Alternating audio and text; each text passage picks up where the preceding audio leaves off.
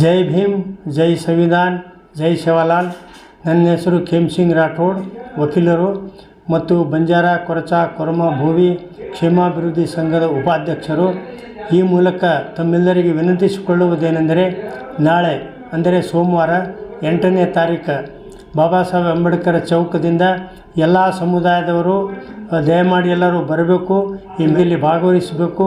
ಏಕೆಂದರೆ ಸರ್ಕಾರದವರು ಈ 63 ಸಮುದಾಯಗಳಿಗೆ ಅನ್ಯಾಯ ಮಾಡಿದ್ದಾರೆ, ಅಲೆಮಾರಿಗಳಿಗೂ ಕೂಡ ಸೇರಿಸಿದ್ದಾರೆ. ಅದಕ್ಕಾಗಿ ಅನ್ಯಾಯವನ್ನು ಸರಿಪಡಿಸೋಕ್ಕೋಸ್ಕರ ಸರ್ಕಾರದ ಮೇಲೆ ಒತ್ತಡ ತರುವುದರ ಸಲುವಾಗಿ ಎಲ್ಲ ಸಮುದಾಯದವರು ದಯಮಾಡಿ ತಾವು ಬರಬೇಕು, ಈ ಹೋರಾಟದಲ್ಲಿ ಭಾಗವಹಿಸಬೇಕು.